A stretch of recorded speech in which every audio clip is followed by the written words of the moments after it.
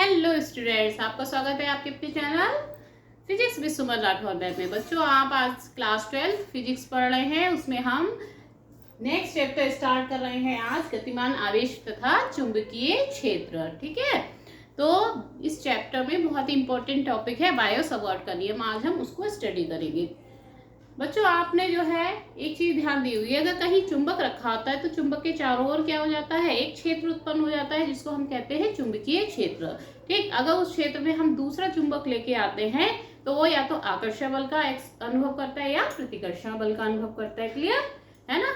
लेकिन अगर आपने कि कोई एक तार लिया, कोई धारावाही चालक लिया और उसमें आपने धारा प्रवाहित की तो उसके चारों ओर भी चुंबकीय क्षेत्र उत्पन्न हो जाता है। ठीक है इंटरेस्टिंग बात है ना। अगर हम कोई तार लेते हैं, धारावाही चालक लेते हैं, उसमें धारा प्रवाहित करते हैं तो उसके चारों ओर भी चुंबकीय क्षेत्र उत्पन्न हो जाता है। इसको किसने खोजा था? ऑरस्टेड ने खोजा था। उन्होंने कई एक्सपेरिमेंट किए और इस चीज को उन्होंने फाइंड आउट किया था। उसके बाद एक साइंटिस्ट आए बायो-सवार्ट। उन्होंने जो चुंबकीय क्षेत्र उत्पन्न हुआ है उस धारावाही चालक में धारा प्रवाहित करने के कारण, उसके मान को उन्होंने स्टडी किया कि वो चुंबकीय क्षेत्र किस किस पे डिपेंड करता है, उसकी वैल्यू जो है धारा से कैसे कनेक्ट होती है। तो उन्होंने कई अलग अलग तरह के धारावाही चालक लिए, उनमें धारा प्रवाहित कर करके देखा और फिर उन्होंने देखा कि जो चुंबकीय क्षेत्र उत्पन्न हो रहा है वो किस किस बात पे डिपेंड कर रहा है। तो धारावाही चालक में अगर धारा आई बह रही है, हमने कोई एक ये देखिए धारावाही चालक लिया है, एक्स वाई लिया है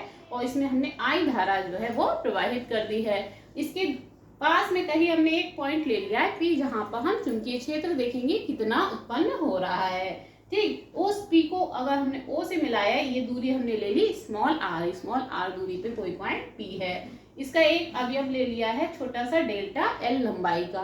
पूरे की लंबाई अगर एल है तो ये छोटा सा हमने डेल्टा एल ले लिया है और डेल्टा एल की वजह से यहाँ पे चुंबकीय क्षेत्र उत्पन्न हो रहा है डीबी। तो उस डीबी की वैल्यू हम फाइंड आउट करेंगे। किस तरह से बायो-सवार्ट ने देखा था डीबी की वैल्यू जो है आई पे कैसे डिपेंड करती है, डेल्टा एल पे कैसे डिपेंड करती है, थीटा पे कैसे डिपेंड करती है, आर पे कैसे डिपेंड करती है, और इन सबको जोड़ के उन्होंने एक फॉर्मूला दिया था जिसको हम बायो-सवार्ट का लॉ कहते हैं। ठीक है, तो उन्होंने क्या कहा था कि धारावाही चालक एक्स वाई है, ये तार जो है वो क्या लिया हमने, उसका नाम एक्स वाई ले लिया, उसका कोई अवयव डेल्टा एल ले लिया है। ठीक है क्लियर। तो इसके कारण चुंबकीय क्षेत्र जो डीबी उत्पन्न हो रहा है उसका मान किस किस पे निर्भर कर रहा है।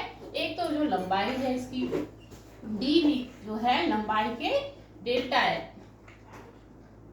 लंबाई बल्कि पहले ले करंट, जो इसमें धारावाही चालक में धारा प्रवाहित हो रही है उसके समानुपाती है ना। अगर हम इस धारा का मान बढ़ा देते हैं तो जो चुंबकीय क्षेत्र है जो पी पे उत्पन्न हो रहा है उसका मान बढ़ जाएगा। अगर धारा का मान कम कर देंगे तो डीबी का मान कम हो जाएगा, यानी डीबी समानुपाती है आई के। ठीक, ये उन्होंने निकाला। दूसरा उन्होंने निष्कर्ष निकाला बोला कि जो डीबी है वो डेल्टा एल के भी समानुपाती है। क्या अगर लघु अवयव की लंबाई कम कर देंगे तो डीबी की वैल्यू जो है वो कम हो जाएगी, इसकी लंबाई बढ़ा देंगे तो डी की वैल्यू बढ़ जाएगी, यानी इसके भी समानुपाती है। थर्ड चीज उन्होंने क्या निकाली कि जो ये डीवी है वो साइन थीटा के समानुपाती है ना, थीटा पे डिपेंड कर रहा है।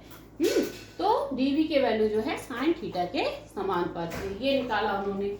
और चौथा देखा कि जो दूरी है इसके व्युत्क्रमानुपाती है। डीवी जो है 1/r², दूरी के वर्ग के व्युत्क्रमानुपाती है। अगर हम दूरी कम करेंगे तब डीवी का मान बढ़ेगा। ठीक है, दूरी बढ़ा देंगे तो डीवी का मान कम हो जाएगा, व्युत्क्रमानुपाती है। ठीक है, तो इन चारों को उन्होंने मिला दिया तो ये डीवी आप कैसे लिख सकते हैं, I delta L sine theta upon r²। चारों को हमने मिला के इस तरह से लिख दिया। अब प्रोपोर्शनलिटी का साइन हटाएंगे हम, उसकी जगह एक कांस्टेंट लगाएंगे।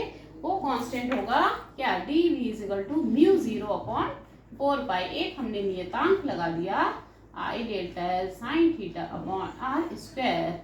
ठीक है, एक हमने नियतांक लगा दिया म्यू 0/4। म्यू 0/4 की वैल्यू कितनी होती है, म्यू 0/4 की वैल्यू होती है 10⁻⁷, जहां म्यू 0 क्या होता है, निर्वात की चुंबकशीलता होती है। ठीक है, तो इस नियम को क्या कहा बायो-सवार्ट का नियम। उन्होंने अपने ही नाम पे इसका नाम दिया बायो-सवार्ट का नियम। ठीक है, म्यू 0 क्या है, यहाँ पे निर्वात की चुंबकशीलता है। म्यू 0 4/4 की, म्यू 0/4 की वैल्यू कितनी होगी, 10⁻⁷ होगी। तो ये इस तरह से बायो सपोर्ट का नियम निकला। टोटल लंबाई के लिए निकालेंगे तो इसको हम इंटीग्रेट कर देते हैं। ठीक, तो इस रूल को क्या कहते हैं, इस नियम को क्या कहते हैं, बायो सपोर्ट का नियम। बहुत ही इंपॉर्टेंट है, इसको आप अच्छे से याद कर लीजिएगा, अच्छे से तैयार कर लीजिएगा। बायो सपोर्ट का नियम क्या है कि जो है अगर कोई धारावाही चालक है, उसमें धारा प्रवाहित हो रही है तो उसके चारों ओर जो एक चुंबकीय क्षेत्र उत्पन्न हो जाएगा, जो उसकी लंबाई पे डिपेंड करेगा, जो उस थीटा पे डिपेंड करेगा, उससे जितनी दूरी पे पॉइंट है उस पे डिपेंड करेगा।